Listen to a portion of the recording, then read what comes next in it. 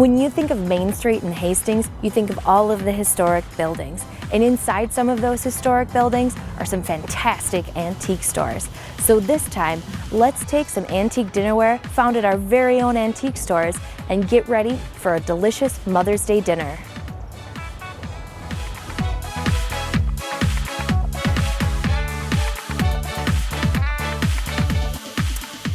So we're gonna make some broccoli cranberry salad to go with this delicious Mother's Day meal. So let's start by putting in 1/3 of a cup of, actually 2/3 of a cup of Greek yogurt. So we're gonna put that into our bowl. We're gonna make our dressing first.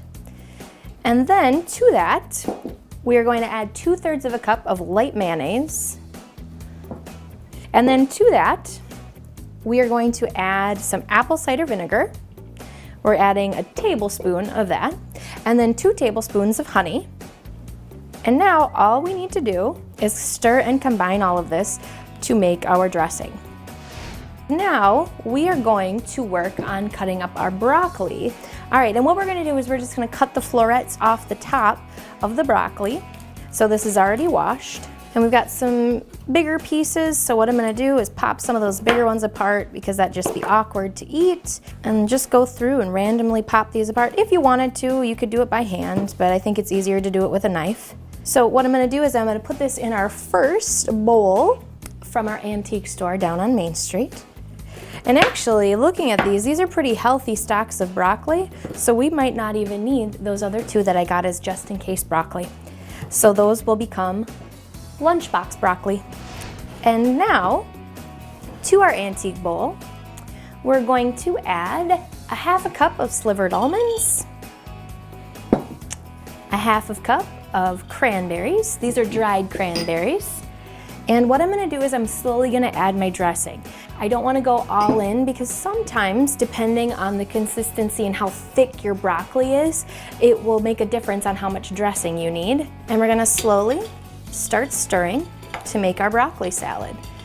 The nice thing is if you make too much of this dressing, you can easily use it as a vegetable dip. So all that extra broccoli that I got as just in case broccoli, I can easily have it with that vegetable dip now. So all I'm gonna do is I'm gonna grab a cloth, I'm gonna clean up the edges of my bowl, I'm gonna put this in the refrigerator to chill while we make the rest of our dinner, and then it will be perfect to put on the table when it's time to eat.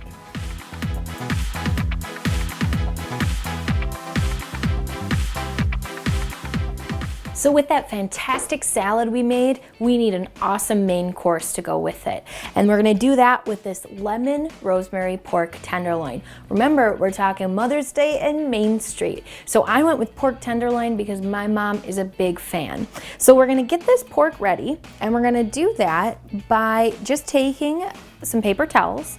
And what we're gonna do is we're going to first move that out of the way so you can see what I'm doing.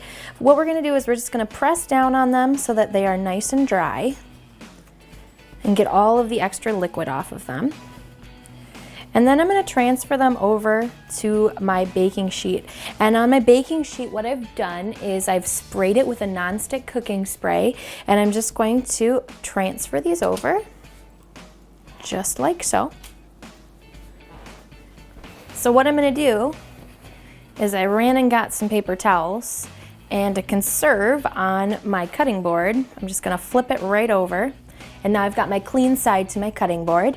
And what I'm gonna do is I'm gonna make my lemon rosemary sauce. So to start, I'm gonna take 6 tablespoons of olive oil and just add it to my bowl. And then I'm going to peel the sticker off the lemon, and I'm gonna smash it a little bit. And I'm gonna grab and slice it in half, and I'm gonna add 2 tablespoons of fresh squeezed lemon juice into my olive oil to get the start of my lemon flavor. And I'm squeezing it like this so that the seeds in my lemon don't end up falling into my olive oil. So I've got 1 tablespoon, and now I'm gonna add my 2nd tablespoon. And I like to do this right away at the beginning because then I can see before I add any of my other ingredients if maybe some pulp from the lemon fell into that olive oil.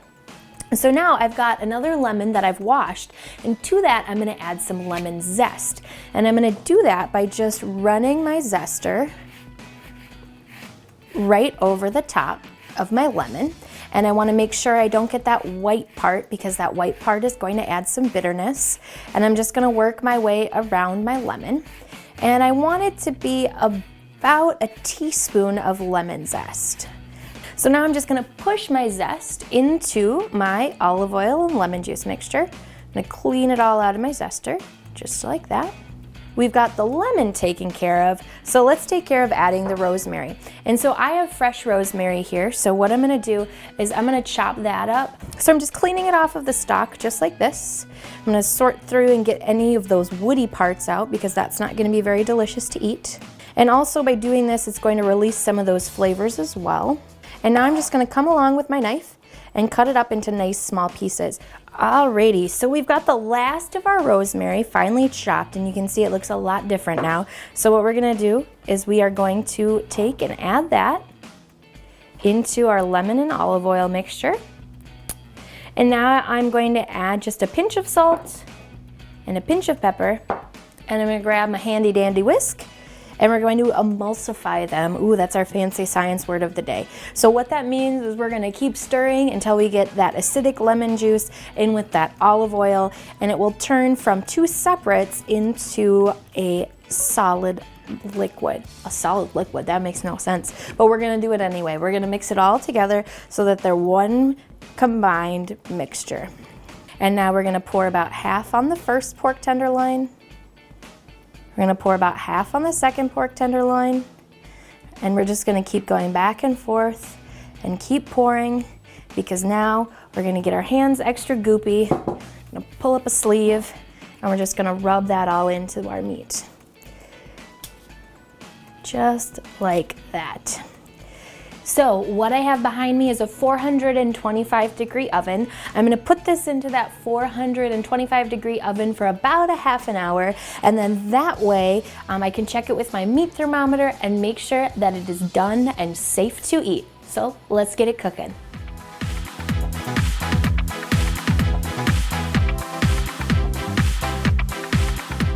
So these oven roasted potatoes will be the perfect addition to our pork tenderloin. So they're super simple, and the nice thing is it's just 3 tablespoons of olive oil.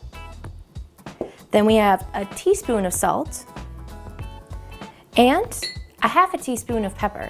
You can put other flavorings in here, but remember we have all of those delicious flavorings combined on that pork tenderloin, so we are not gonna worry about making the potatoes competition for that pork tenderloin. So I just whisked together those flavorings with that olive oil, and now I'm going to combine it with my potatoes. I'm using red baby potatoes. You can use full-size red potatoes if you want to.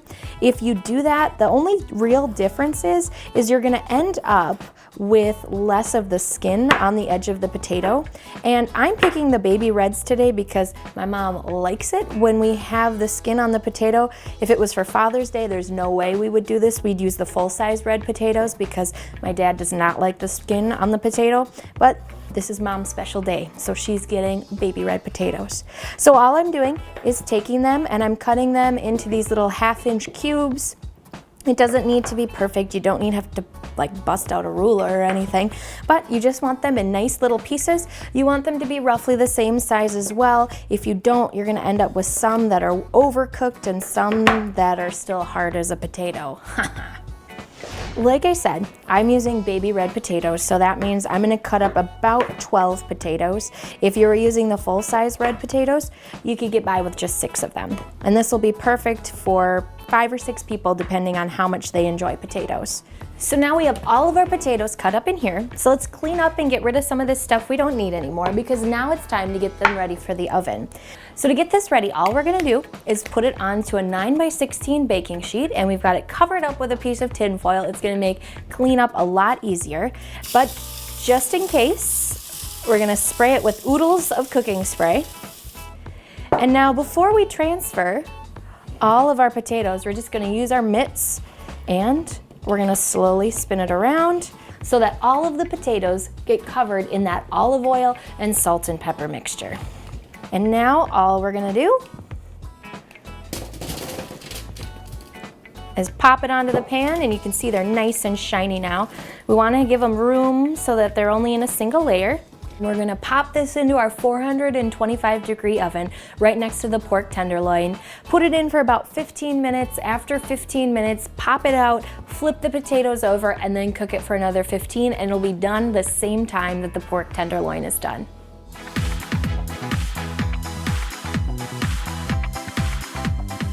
So we have our pork tenderloin and our potatoes. They're done at the same time, and that's what's so fantastic about cooking these two together. I checked these with a meat thermometer. They tested out perfectly, and the nice thing about it is, remember that our seasoning had olive oil in it, so here's the true test to see if it stuck to the pan or not. Sometimes the pan gets all these little dark bits from cooking the onion, but oh, yep, perfect. We have no stick going on at all. So what I'm gonna do is we have a beautiful pink platter from one of our antique stores downtown, and we're actually going to put our pork and our potatoes onto this platter. So I'm going to start by slicing up the pork, and it's one of those things where use the knife that you think works best. Cut it as thick as you like it. At our house, I don't know why, but I've just always cut the pork tenderloin with a bread knife. It seems like the serrated knife just works perfectly for this. And so now I'm just simply going to take my tongs, grab a couple pieces. I'm going to bring over my platter. I'm going to slowly start fanning my pork tenderloin. So now I've got a beautiful platter of pork tenderloin there. And now I'm just going to kind of center it out a smidgen. If you do it right, you can put the plate in the middle, and we're a family of 4, so we can all reach all the little pieces. So now what I'm going to do is just take my spatula, and I'm going to use a fish spatula actually, and I'm just going to gently go and peel up my potatoes. And I'm just going to start dividing it up on both sides of my pork tenderloin, filling up my tray.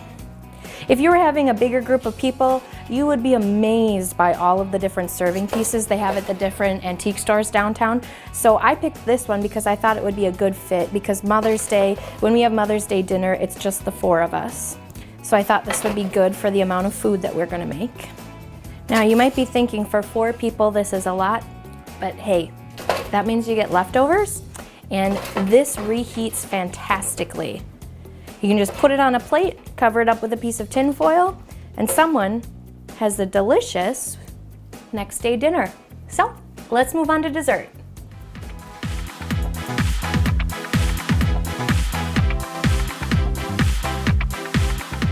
After the delicious meal that we made, it's time to end our meal with a delicious dessert. And that's what we're gonna do with this double chocolate cookie tart. So we're gonna start by making the crust. So I've got my mixer ready, and to it I'm gonna add 8 tablespoons of butter, and that's easy because it's just 1 stick of butter. And I'm going to add to it my brown sugar. This is half a cup of brown sugar. And then I'm also going to add some white sugar, and this is 1/3 of a cup of white sugar. So we're going to put all that in there, and then we're going to cream the butter, and we're going to do this for 3 or 4 minutes. We want it to really become a fluid mixture.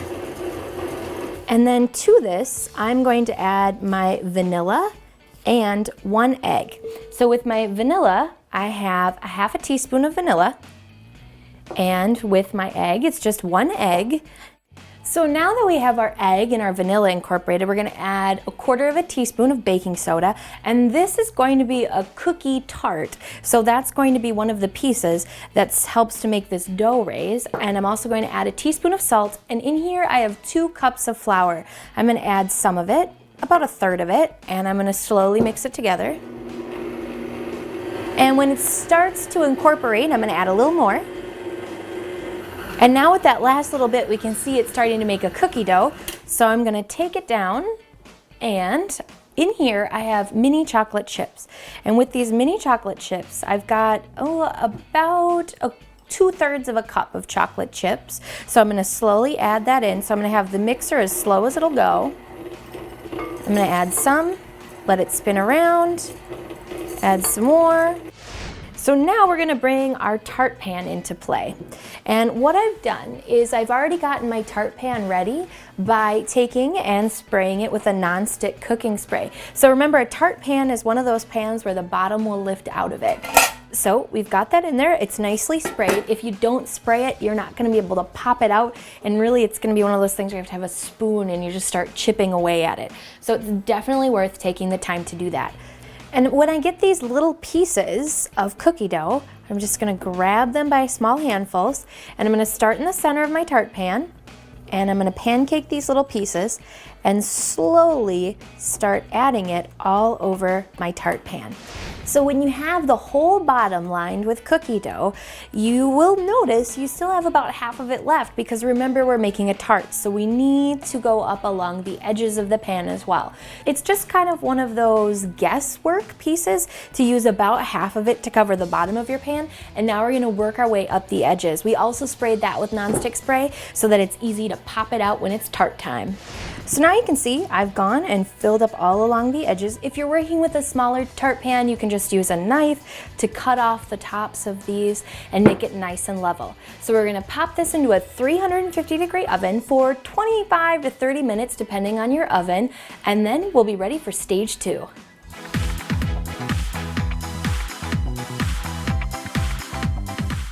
So we popped our tart out of the oven, and we can see because of that baking soda, it's nice and puffy, and we've got a giant cookie. So we have 1 chocolate in our double chocolate cookie tart. So now let's bring our second chocolate in. And we're gonna do that by making a chocolate ganache topping for our tart. So to do that, we're gonna start with 3/4 of a cup of heavy whipping cream, and I have that in the biggest measuring cup I have. We're gonna pop it into the microwave and get it boiling. And I want my biggest measuring cup possible, because we're gonna keep adding things to it. So I'm gonna start by putting this in for 1 minute and 45 seconds, because that'll bring it to a boil in my microwave. So I have my boiling hot whipping cream in here, and I'm gonna add my 2 other ingredients. So to that, I'm gonna add a 1/2 teaspoon of vanilla. And now what I'm gonna do is I'm gonna add 10 ounces of bittersweet chocolate. So you can get this in the baking aisle, or for simplicity's sake, you could also do this by just getting 10 ounces of chocolate chips, because chocolate chips are actually made with bittersweet chocolate. And I'm gonna grab my whisk, and I'm gonna push this down in there, and I'm gonna start melting down this chocolate. And it's kind of one of those interesting things where it seems like you're not doing anything, and then all of a sudden those pieces are gonna break apart, and it's gonna turn into this great, almost like fudge consistency. But this time, with how we're making it, it's actually called a ganache. Don't really know what the difference is between the two of them. There's probably one magic ingredient that's not in there, but I'm just gonna keep stirring.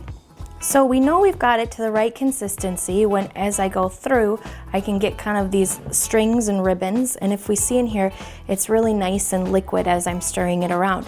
So now what I'm gonna do is simply top my tart with my new chocolate mixture.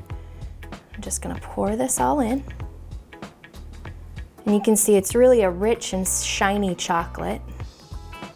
What I'm gonna do is I'm gonna use an offset spatula, so that means it's got that little zigzag in there, and I'm just gonna work it to the edges of my tart. And then once I've got it spread out to the edges, I'm just gonna work slowly to get a nice smooth top on my tart.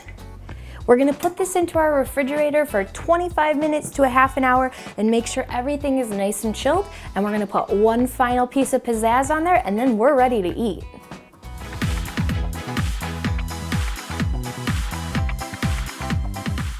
So our chocolate ganache is totally set up on the top of our cookie. So now we need to make some whipped cream for the top, because whipped cream makes everything better.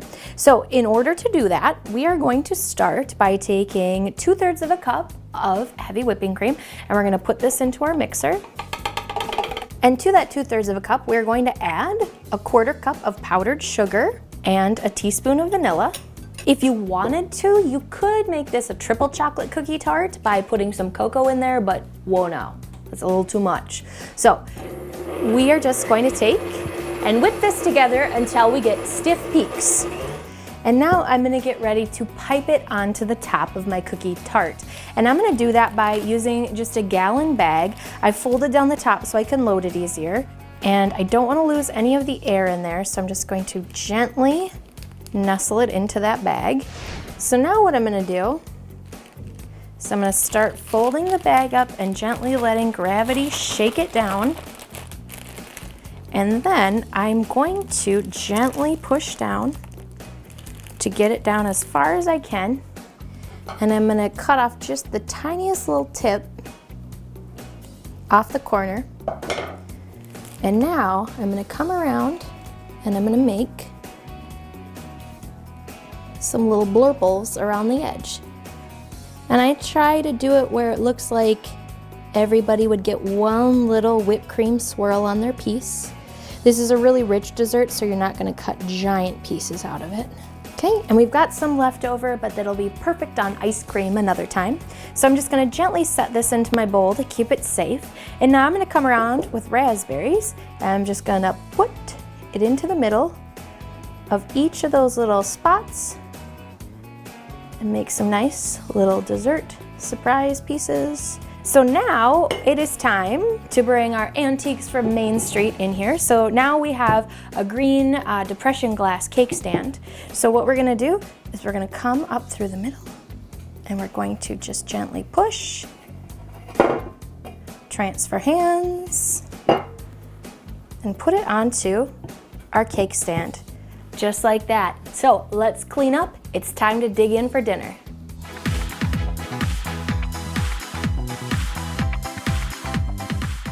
So let's take a look at our Mother's Day Main Street Extravaganza.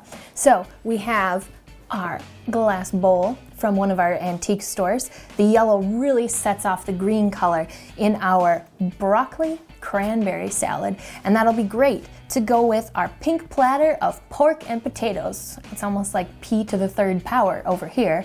And then finally, we have our green cake stand with our double chocolate cookie tart. This looks fantastic and a great way to make it a happy Mother's Day. So remember, the apron's optional, but the flavor isn't.